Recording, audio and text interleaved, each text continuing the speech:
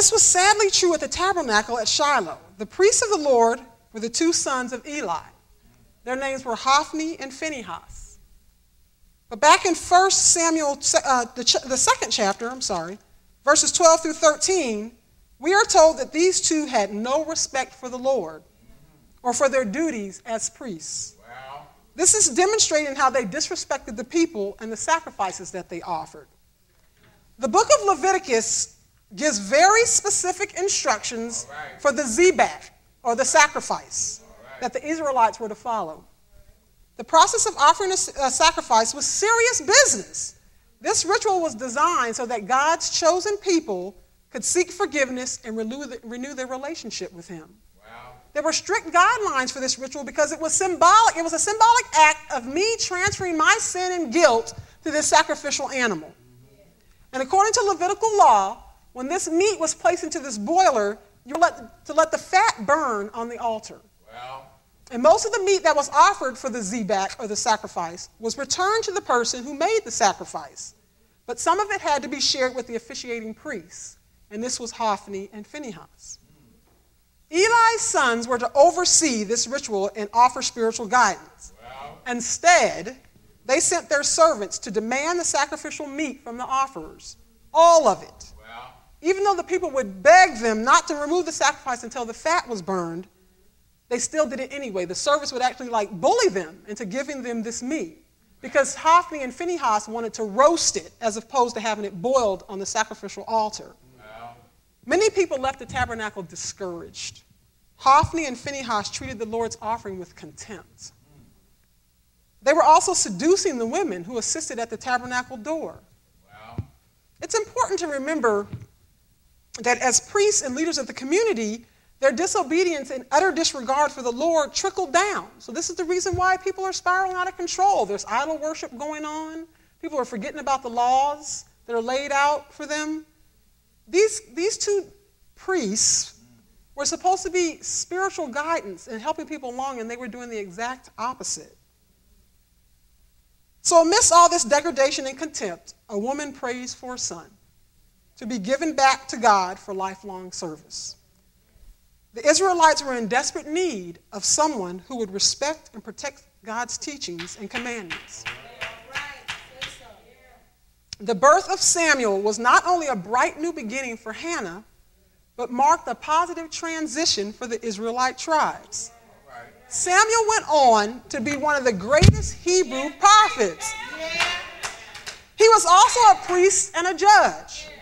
After Eli's death, he led his people against the Philistine oppressors. When he was old, he anointed Saul as the first king.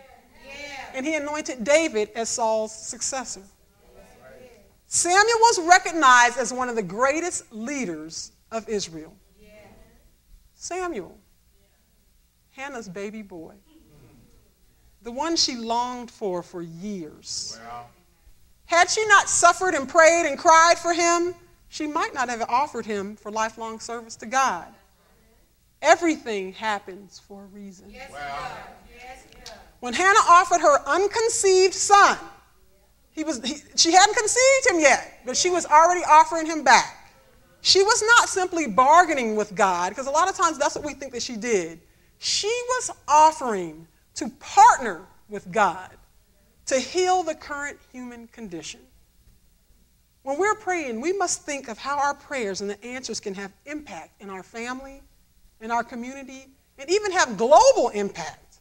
Just the thought of that places an awesome responsibility on us to implement my first 3 points: to pray persistently, to pray boldly, and to believe God. How can what we are praying for today make a positive change and impact on others? Someone is depending on our persistent, bold prayers. We may never meet that person or persons, but the responsibility is still present. As I close, I charge each one of us to identify the most pressing issue in our life today. Take a second. I know some of us have several, but take a second. What is the most pressing issue in your life right now? And I want us to implement the principles God has given us this morning. Every day, we need to approach the throne of grace with boldness and expectancy. What is your most pressing issue? Are you dealing with demons from your past? Maybe you were sexually abused as a child and you just can't get over that. Maybe you were in an abusive relationship. Maybe you still are. Maybe your finances are just not where they need to be and you don't know how you're going to pay the next bill. Is your marriage not exactly where you think it should be? Maybe you need a new job. There's illness in your body and you want to be healed from that. What is your issue today? Think about it. And we need to go to God, our God, with boldness and expectancy, believing that he will meet our need. Why shouldn't we? We are going to the same God who created the heavens and the earth in 6 days, who delivered the Hebrew children from the clutches of Pharaoh and allowed them to walk across dry land with sea on either side of them. He used a young Jewish queen to foil a plot that would have destroyed all of her people. He used a young shepherd boy to slay a Philistine giant with a slingshot and a stone. This is the same God who turned himself into himself and was called Jesus, who raised Lazarus from the dead.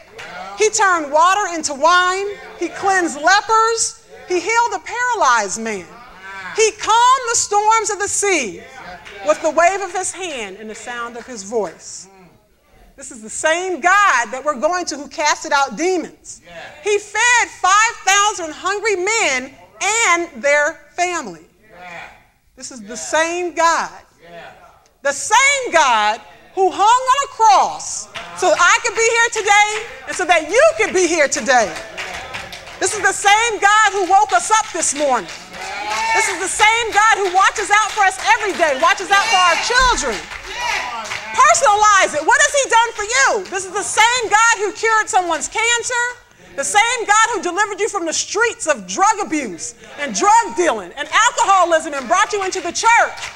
Surely he can answer your request that you have today.